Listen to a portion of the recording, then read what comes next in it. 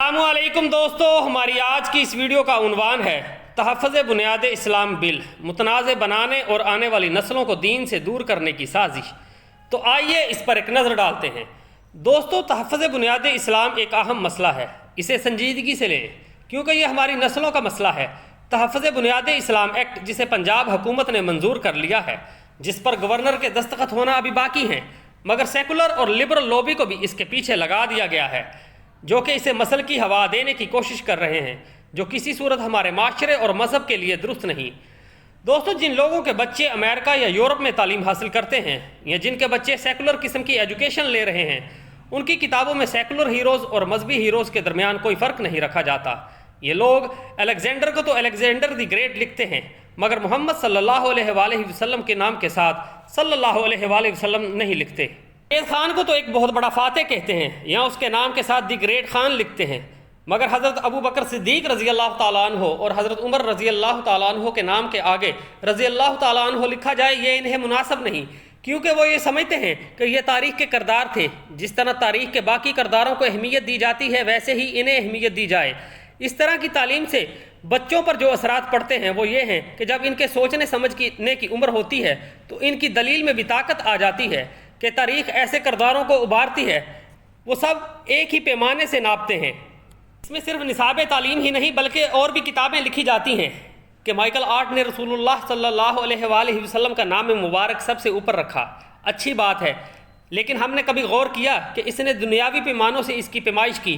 کئی کتابوں میں اس نے رسول اللہ صلی اللہ علیہ وآلہ وسلم سے اوپر اپنے ہیروں کو بھی لکھا ہوگا۔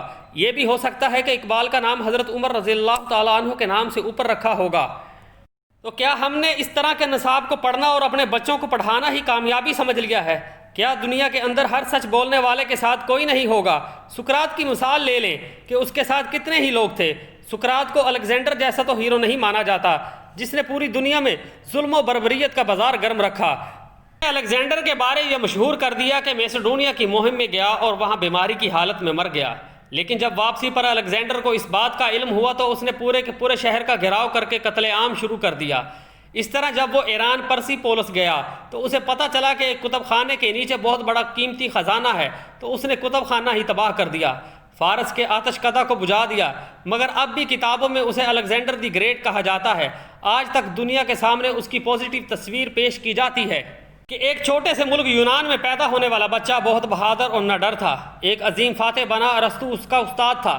اصل مسئلہ یہ ہے کہ ایک مسلمان کے گھر پیدا ہونے والے بچے کی تعلیم میں اور کسی دوسرے مذہب کے بچے کی تعلیم میں کم از کم یہ فرق تو ضرور ہو کہ جب ہمارے پیارے آقا صلی اللہ علیہ وآلہ وسلم کا نام یا حضرت ابو بکر صدیق رضی اللہ تعالیٰ عنہ، حضرت عمر رضی اللہ تعالیٰ عنہ، حضرت عثمان رضی اللہ تعالیٰ عنہ اور حضرت علی شیر خدا رضی اللہ تعالیٰ عنہ کا نام آئے، یا سیدہ عائشہ، سیدہ خدیجہ یا سیدہ فاطمہ سلام اللہ علیہ کا نام آئے، کہ تو ان کے ناموں کے ساتھ وہ الفاظ ضرور استعمال کرے جو آج سے 1400 سال سے امت مسلمہ استعمال کرتی آ رہی ہے۔ تحفظ بنیاد اسلام ایکٹ کے مطابق اللہ کے نام کے ساتھ سبحانہ و تعالی، رسول اللہ صلی اللہ علیہ وآلہ وسلم کے نام کے ساتھ خاتم النبیین لکھا جائے، انبیاء کے نام کے ساتھ علیہ السلام اور صحابہ کرام کے نام کے ساتھ رضی اللہ تعالیٰ عنہ لکھا جائے۔ ان تمام تر معاملات کے بعد ہم آپ سے گزارش کرتے ہیں کہ آپ نے کسی بھی قسم کے منفی پروپیگنڈے میں نہیں آنا، نہ ہی فرقہ واریت میں پڑھنا ہے۔ حقیقت کو سمجھنے کی کوشش کریں۔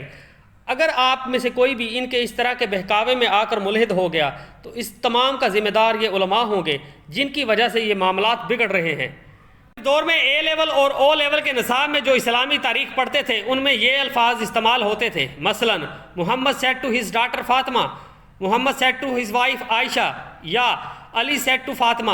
یہ ایسے انداز میں ان بچوں کے دماغوں میں بٹھایا جاتا تھا کہ کسی طور پر بھی ان کے اندر احترام کا جذبہ پیدا نہ ہو۔ اس نظام تعلیم نے پورے ملک کو برباد کر کے رکھ دیا۔ حیرانگی کی بات تو یہ ہے ابھی بھی بہت سارے لوگ، خاص طور پر سندھ حکومت، یکساں نصاب تعلیم کے خلاف ہیں۔ 1920 میں جب یہ تعلیم کا نظام روک فیلر کے ہاتھ آیا تو اس نے ایک ایسا نظام تعلیم دیا جیسے ٹیکنالوجسٹ کی تعلیم۔ ان کا ذہن یہ تھا کہ نہ کوئی مفسر، مفکر یا عالم بنے، بلکہ ایسے لوگ تیار ہوں جو کسی بزنس مین کے زیر سایہ ماہانہ اجرت پر نوکری کریں۔ دنیا کے 23 نظام تعلیم ہیں جنہوں نے مختلف تہذیبوں کو جنم دیا، مگر پاکستان کا موجودہ نظام تعلیم ایسا ہے کہ جسے ہم بدترین نظام تعلیم کہہ سکتے ہیں، کیونکہ اس نظام تعلیم میں آپ کے دماغ میں یہ بٹھایا جاتا ہے کہ دنیاوی تعلیم ہی آپ کی کامیابی ہے، آپ کی ڈگری ہی سے آپ کی عزت ہوگی، पंजाब यूनिवर्सिटी की डिग्री को 50,000 वाली नौकरी, लम्स की डिग्री को आप 1 लाख वाली नौकरी मिलेगी, और जबकि ऑक्सफोर्ड की डिग्री को 1 लाख वाली नौकरी मिलेगी। आपको कितनी ज़ुबानों पर अबूर हासिल है, शायरी अदब कितना आता है, सोच कितनी है, सब गया पसे पुश्त। इस तालीम ने उस्ताद शागिर्द के अदब को भी ख़त्म कर दिया। पहले उस्ताद बताते थे कि कौन सा शागिर्द कितना काबिल है, मगर अब इंस्टीट्यूट एक डिग्री की शक्ल में बताते हैं कि जिसकी सूरत नंबरिंग में होती है। फिर रट्टा सिस्टम और नकल सिस्टम बढ़ा, निज़ाम तालीम में रेस सिस्टम आ गया। ये तालीम में नंबर ज़्यादा है, वो हकीकी ज़िंदगी की नंबरिंग में बहुत पीछे है। ज़िंदगी में आपको बहुत से ऐसे अफराद देखने को मिलेंगे जो स्कूल और कॉलेज में फ़र्स्ट आते थे, मगर हकीकी ज़िंदगी में आगे ना बढ़ सकने की वजह से वो नफ्सियाती मसाइल में गिर पड़े हैं। हमारे यहाँ सभी साइंस तो पढ़ रहे हैं, मगर साइंसदान कोई नहीं। आज भी हम यूरोप के मुंतज़र हैं कि कोई कोरोना की दवाई बनाए। लोगों ने ताजमहल या उस अदवार की दूसरी इमारतें बनाई, वो कितना ज्योमेट्रिकल जानते थे, आज भी उनकी हालत देखकर आप अंदाज़ा लगा सकते हैं।